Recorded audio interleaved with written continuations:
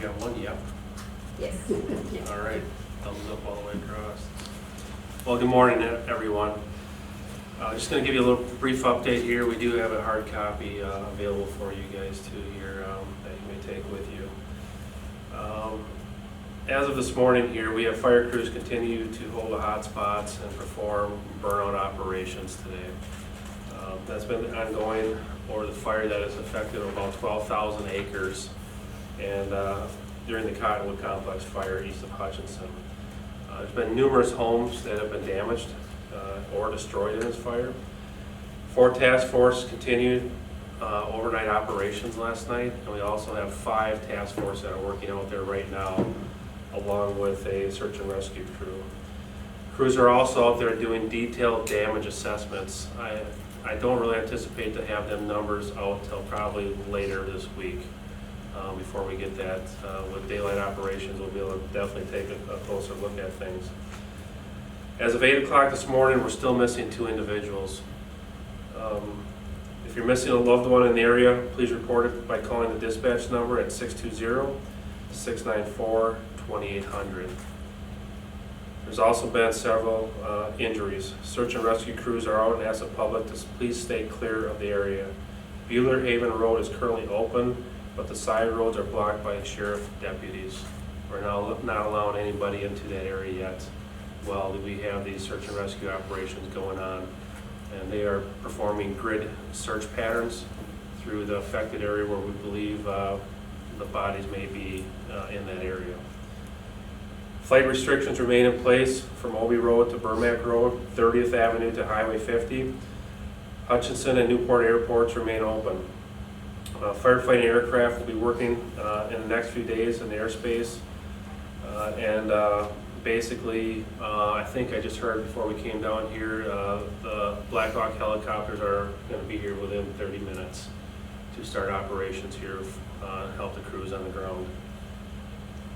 The air restrictions include personal drones, and so we're asking the public to please keep their drones away from that area while we're flying in that airspace. A burn ban is also in effect for Reno County for the next several days. And it looks like I heard again this morning here, it looks like by midweek again we could be in some increased fire danger again. I've not seen the numbers yet, but it's definitely that time of the year, and it looks like this week things could happen again here. Cattle pens and water have been set up at the Gray residence, 8115 East 4th, for anyone that needs to use them. So we are looking there too, as crews are out there looking for cattle that are running around loose and stuff like that to get them back to their owners and get them secured. For those wishing to assist, donations of water, Gatorade, snacks are being collected outside the command and trading post at 3201 East 4th. We really don't need any food or anything like that for the firefighters.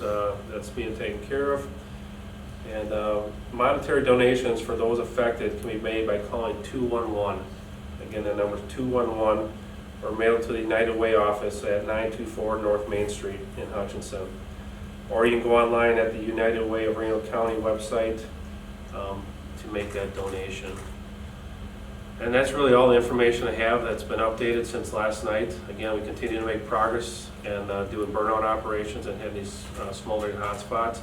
This fire is going to take several days to get it contained and get it under control. I can't even give you a percentage on what is contained right now because we're not even remotely close to being contained.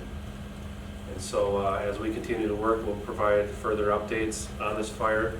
We do have crews from all over the state of Kansas in here, along with all our local mutual aid partners too.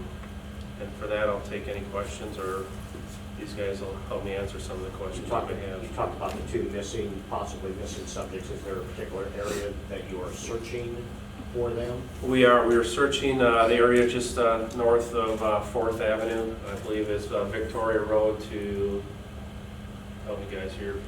Victory Road, just south of 4th Street. Just what? South of 4th Street. South of 4th Street? Correct. Okay. It's in that general vicinity.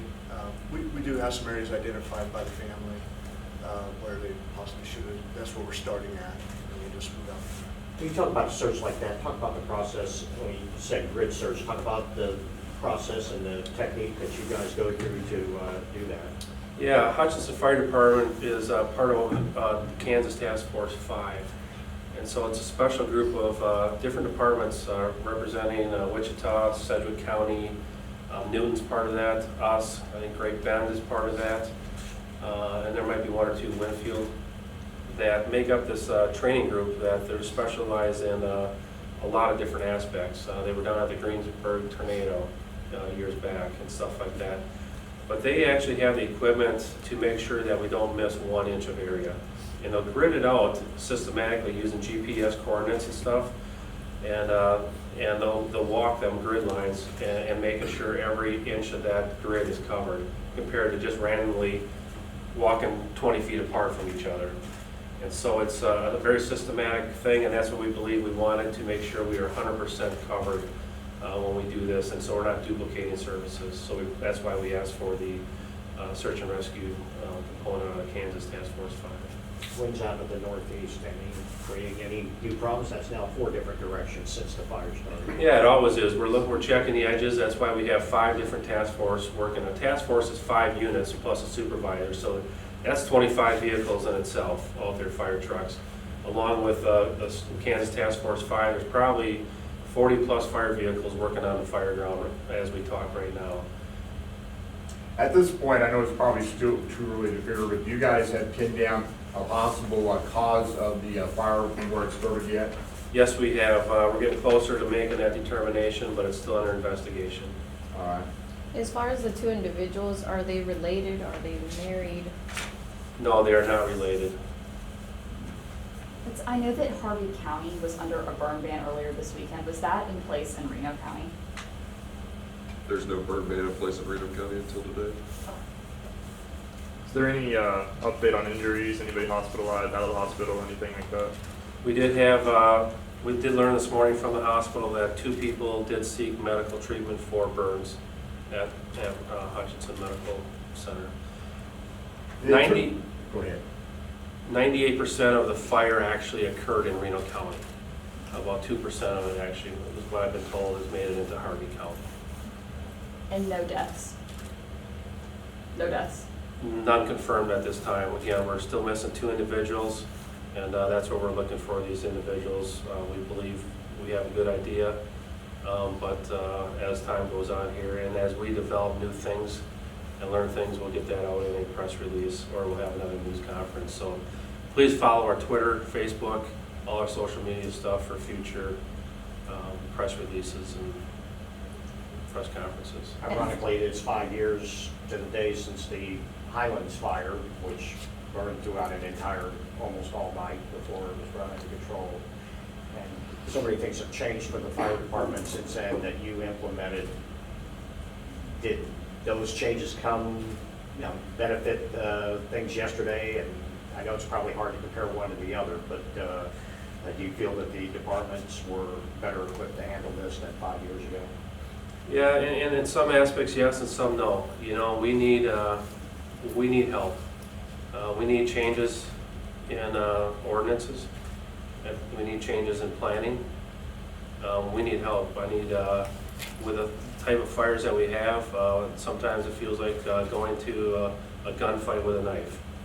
And I need to have some better equipment and stuff like that. And so it just, the men and women out there do a heck of a job. And it's a team approach from the Sheriff's Department to Emergency Management to all our mutual aid partners to Department of Public Works. I think I said it at the last fire. We can't do it without their help.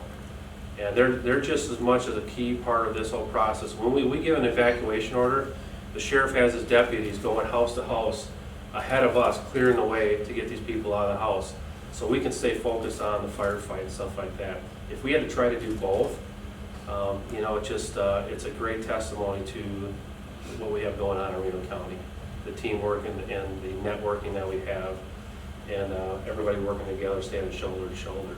You and I talked about this 2 weeks ago, referring not just changes in equipment, but maybe changes in policy because of the number of brush piles and the situation from 2-3 weeks ago with the fire by Prairie Dunes. Are you including that in the changes that need to be made? as I we handle those situations? definitely foresee I have some changes that we're recommending here in the city. And I know coming up in March here, the county, we put together a laundry list, basically with some recommendations to present to the county board. And that'll be coming up here later this. March 22nd, there'll be a study session with the commission. As Yeah. of right now, do we know how many people have been evacuated from their homes? No, the addresses were coming in so quickly that we couldn't get a good record of that. So the number of addresses out there, we don't know. And then for those who have been evacuated, is there a specific location where they're going, or is it more so hotels, motels? So we opened up the Salvation Army last night for a reception center. And at that reception center, we would put them in contact with the Red Cross. Everyone who has reached out to the Red Cross has put them up in a hotel for at least a night and taken care of them that way. Past this, for a long-term recovery, we'll refer everyone to our volunteer organization, Active in Disaster, or VOAD, which will take care of their needs moving forward. Perfect. And then as of right now, I know you already mentioned it, but could you repeat it one more time where people can go and get the help they need, donations and all that? If people want to donate, Yeah, or if, let's say, for example, if someone's house got burned down and they need help, so water, food, etc. So right now, we're pushing everyone to United Way. Any monetary donations can send directly to United Way, where they can call 211. Anyone who needs immediate assistance, we get them in contact with the Red Cross, and the Red Cross will deal with those immediate needs. More of the long-term needs, the Red Cross will work with the VOAD and pass off the long-term needs to them. One question, I bring this up, I talked about the Highlands wildfire 5 years ago. This fire, much bigger than the Highlands one, actually. correct. If you talk to all my firefighters that were at the Highlands one, this one was way worse than that one in 2017. You know, you said the fire, it's gonna take multiple days to put this out, you know, precautions that people in the area should be taking, or any advice as this continues on? Yeah, you know, right now we're just seeing, I just talked to the sheriff earlier here this morning about, you know, people just being nosy, and the traffic has picked up immensely out that way already on a Sunday morning. We just ask people to help us. There's a ton of fire trucks and heavy equipment, bulldozers, front end loaders. Just help us to do our jobs, and that's by what you can do is just staying away right now. We'll try to get, you know, even the media here right now, we'll allow down the road here, maybe tomorrow, maybe the next day, whenever we get things taken care of here, we'll allow you in to get some great pictures of everything here, and help tell the story here. But as of right now here, it's just way too dangerous with having cars up and down the roads and civilians walking around taking pictures and stuff like that. You So had one accident involving a vehicle yesterday. we did have one of our engine 4 City of Hutch unit did scrape its bumper, I guess, with another vehicle. And I have not heard all the details on that one yet, so I'm not sure what happened. Do we know how many roads are currently closed? Right now, from Beulah Road all the way to the county line on Avenue G and 4th Street, those are shut down. Basically, that 1 mile swath to the county line is going to be shut down because there's so many, like the chief said, there's so many operations going on in there. The enhanced traffic would just deter what we're trying to accomplish. We're still letting the local people into their homes that have homes yet too. I think that's important too. Unfortunately, the people that don't have nothing to come back to, you know, we're not allowing them into the areas until they're actually, some of the homes are actually still burning and stuff like that. So it's just unfortunately, the reports I heard yesterday, you know, the flame lengths were 100 and some feet tall, as the wind changed 3 different times on the firefighting crews out there. And even we have some damage to some of our brush trucks. My brush 41 truck, the emergency lights on top of the truck are melted. The taillights are melted. The pump on the back of it, the wires are melted. The hose is melted. The fire hose actually melted. So our guys were in some terrible conditions yesterday, our men and women were. And to come out of this, I think the biggest thing is here, out of the probably hundreds of firefighters that we had working the fire here the last couple of days, we have 0 injuries so far. And that's a testament to good communications and good command post. Anything you would want to tell the community? We can't do it without them. Their support has been tremendous. All you got to do is look out front here, the Gatorade and the water, and these firefighters, when they're out on the front lines battling this stuff, it's not just drinking one bottle of water. They'll drink 12 bottles of water in a couple hours, and they'll pound down 3 sandwiches real fast to get some calories back in them to go back to work. And so them donations and the community just, when this fire kicked off here, my phone just lit up. And what can we do, Chief? What can we do? And that's really unique in Hutch. I mean, Hutch is, since coming here, you don't see that in every community. And that's something to be proud of when you're a Hutch resident here, of truly the support that they show in this community in a time of crisis. So is there some areas where the damage was a lot worse, where the homes are where there's more damage? Or There's a I mean, core, Fort Miles is pretty. John, there's a core area around the Victory and the 3 dead-end roads there, basically. And but there's some sporadic ones too along different areas, and so we'll try to get a map out later of some of the affected areas. But we have to be very cognizant of, you know, some of these homes that have been burned down. The owners haven't even been back in yet, and so you know, we want to make sure that they get the first look before anybody else does. And so we even tell our firefighters out there that you know, no pictures, everything runs through the command post on stuff, and so nothing on social media or any of that type of stuff either. Can you give a grid about an area that the fire is covered, say up to 30th Avenue to Burmack? I mean, kind of a general border, or is it too difficult to tell right now? Well, we got a map, and maybe that's, we could produce that to basically the one that Jesse put together here, or the boundary of what we believe where the fire hit. But typically the fire started south of 4th Street between Willison and Bueller Road, and it crossed 4th Street, and then the wind switch happened and it took it straight into the Cottonwood golf course section. And then it really had 3 different head fires, what I've been told by the crews out there. 3 different fingers. One was going this way, one was going this way, and one a little bit to the northeast a little bit. This fire created, it's basically its own windstorm, and from my experienced firefighters that were out on the line, they said it looked like almost like a thundercloud yesterday, where the smoke was going straight up in the air and it had like basically a big top on it. And it was producing so much heat and wind on itself compared to what the conditions were here, that these fires were spotting mile ahead of the main body of fire yesterday.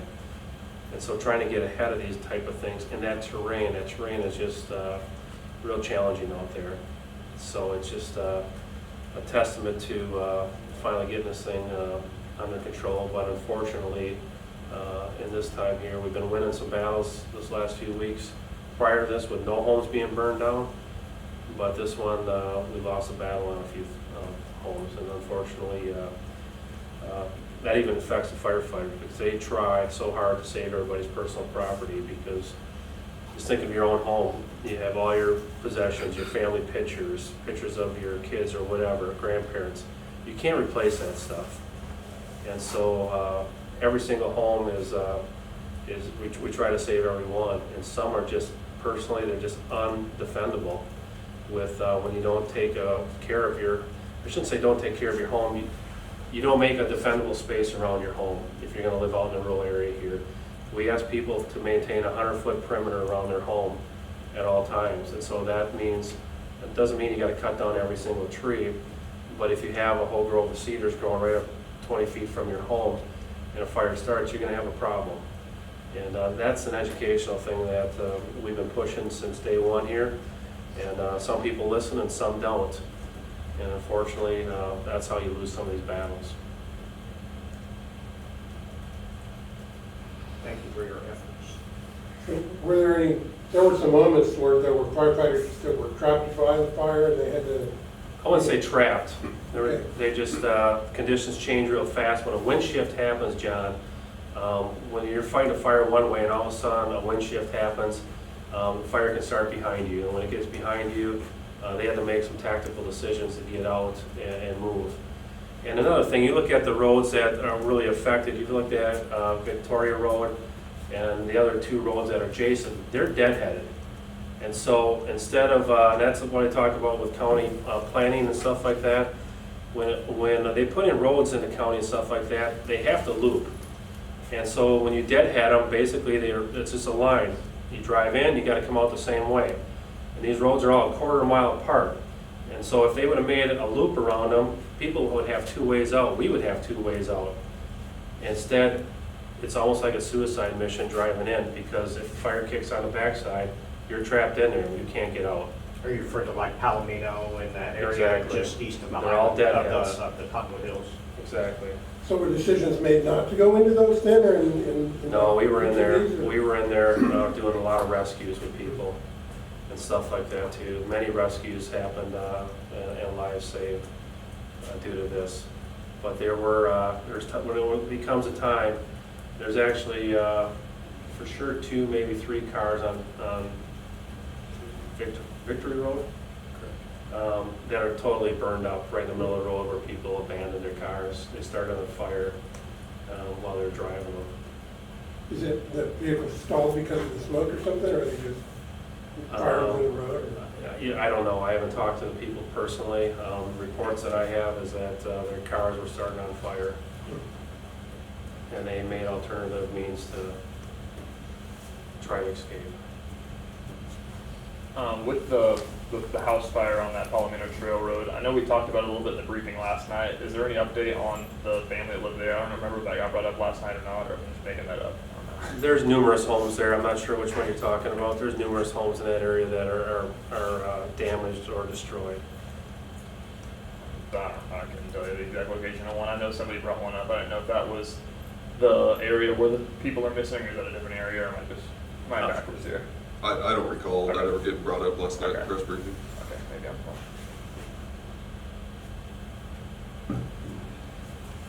We appreciate your time, we really do. All right, thank you. Thanks, gentlemen.